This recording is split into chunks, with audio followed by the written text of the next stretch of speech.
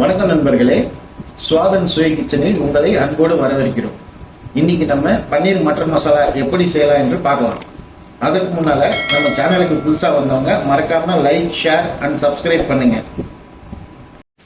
அதுக்கு தேவையான பொருட்கள்: பன்னீர் 1 கிலோ, 3 தக்காளி, 2 வெங்காயம், ஃப்ரெஷ் கிரீம் ஒரு பாக்கெட்டு, குடமிளகா 1, இஞ்சி 1 பீஸ், 8 பூண்டு துண்டுங்க, 4 பச்சை மிளகா, 2 பட்டர், சிறிதளவு ஜீரகம், 1 வரமிளகா, பிரியாணி இலை, பட்டை, லவங்கம், 1 ஏலக்காய், அப்புறம் முந்திரி, தயிர் 1 கப்பு, ஃப்ரெஷ் பால் கொஞ்சம், கஸ்தூரி மேத்தி, கொத்தமல்லி, மட்டர், மல்லித்தூள், மஞ்சத்தூள், மிளகாய்த்தூள். சரி, வாங்க ஆரம்பிக்கலாம். முதல்ல நம்ம எண்ணெயை போட்டுக்கலாம்.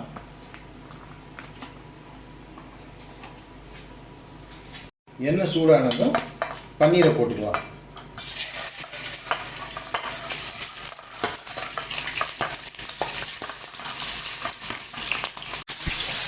இது நம்ம கொஞ்சம் பொன்னிறமாக ஆயின பிறகு நம்ம வெளியில் எடுத்து வச்சுக்கிட்டு கொஞ்சம் சுடு தண்ணியில் இதை போட்டு ஊற வைக்கலாம். ஏன்னா இது நம்ம எண்ணெயில் பொரிக்கும் போது இது நல்லா டைட் ஆகிடுங்க. அந்த டைட்னஸ் கம்மியாகிறதுக்கு நம்ம சுடு தண்ணியில் போட்டுக்கிட்டு இதை கொஞ்சம் லூஸ் பண்ணிக்கிறதுக்காக. இப்போ நல்லா பொரிஞ்சு வந்துருச்சு. பொரிஞ்சு வந்ததை நம்ம எடுத்து அந்த சுடு தண்ணி பண்ணி வச்சுருக்கிறோம் இல்லையா, அதில் போட்டுடலாம்.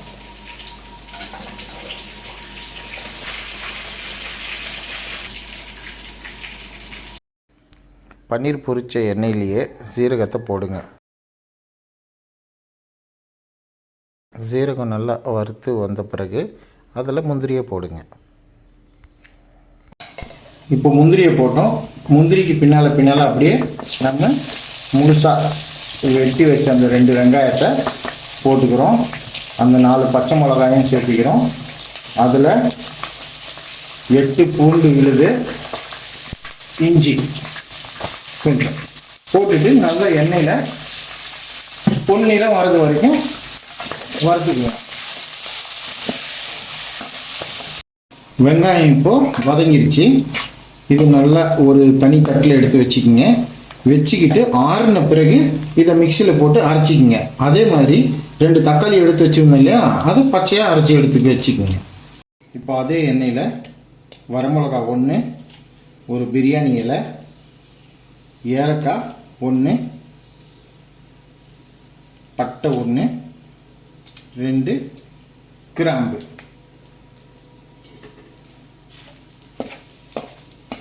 மிளகாத்தூள் 1 டேபிள் ஸ்பூன், மல்லித்தூள் 1½ டேபிள் ஸ்பூன், மஞ்சத்தூள் கொஞ்சமாக போட்டுக்குங்க, போதும். இது 3யுமே நல்ல எண்ணெயில் பொரிக்க வைங்க. அது ஒரு சிறப்பான கலர் வந்துடும். அது வந்த பிறகு நம்ம என்ன பண்ணுறோன்னா, இந்த குடமிளகா ஒன்று காட்டினோம் இல்லையா முழுசா, அது சின்ன சின்னதாக கட் பண்ணி வச்சுருந்தோம்ல, அதை தூக்கி நம்ம எண்ணெயில் போட்டுக்கிறோம்.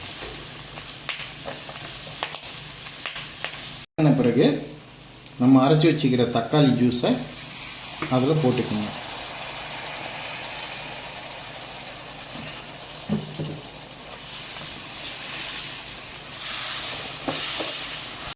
இப்போ நம்ம அரைச்சி வச்சுருக்கிறோம் இல்லையா, வெங்காயம், முந்திரி எல்லாம் எண்ணெயில் வதக்கணும்ல, அதை வந்து போட்டுக்கலாம்.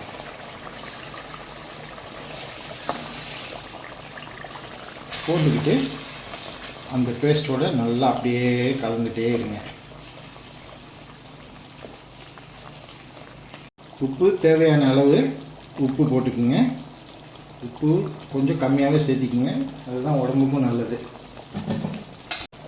இப்போ பட்டாணி வேக வச்சுருக்கிறோம் இல்லையா, மட்டர், அந்த மட்டரை அதில் சேர்த்திக்குங்க. சேர்த்திட்டு கொஞ்ச நேரம் அப்படியே கொதிக்க விடுங்க. கீழே அடி பிடிக்காமல் இருக்கிறதுக்கு கிண்டி விட்டுக்குங்க. அதுக்கப்புறம் இது கொஞ்ச நேரம் மூடி வைங்க.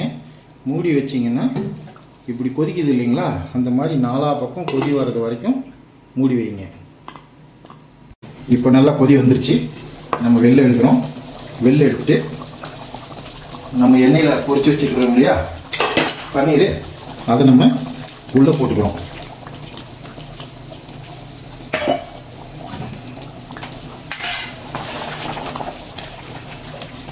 பன்னீரை போட்ட பிறகு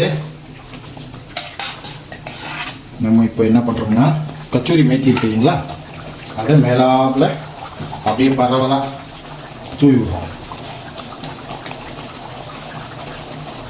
இது வந்து ஒரு நல்ல மனமாக இருக்கும். அதுக்கு பின்னால் அப்படியே நம்ம தயிர் எடுத்து காட்டணும் இல்லைங்களா, ஒரு கப் அளவுக்கு, அதை மட்டும் கொஞ்சம் கம்மி பண்ணிக்கோங்க. இந்த மாதிரி ஒரு மேசக்கரண்டி தயிர் போடுங்க. பத்தலைன்னா இன்னொரு அரை கரண்டி போட்டுக்கோங்க. அப்புறம் பால் சொன்னேன் இல்லைங்களா, பாலையும் அப்படியே நாலா பக்கம் ஊற்றி விட்டுருங்க. அப்படியே மேலாக எண்ணெய் அப்படியே மேலே வருங்க.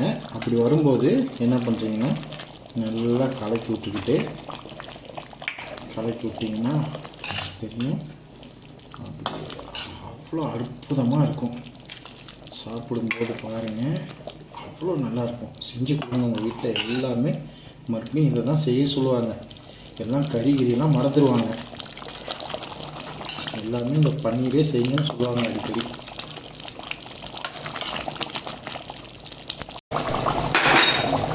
நல்லா கீழே கிண்டி விட்டுக்குங்க. கீழே அடி பிடிச்சிடக்கூடாது. அடி பிடிச்சதுன்னா நம்ம செஞ்சதெல்லாம் வீணாக போயிடும். அடி பிடிக்காமல் பார்த்துக்குங்க. இப்போ நம்ம வேலை கம்ப்ளீட்டாக முடிய போகுது. அப்படியே இந்த கொத்தமல்லி தழையை நாலா பக்கம் போட்டு விடுங்க.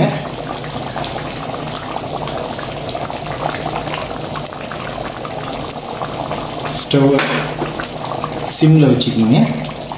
10 நிமிஷம், அதுக்கு மேலே வைக்க வேண்டாம். 10 நிமிஷம் இதை மூடி வச்சு நம்ம எடுத்தோம்னா அப்புறம் சர்வ் பண்ண ரெடி ஆயிரும்.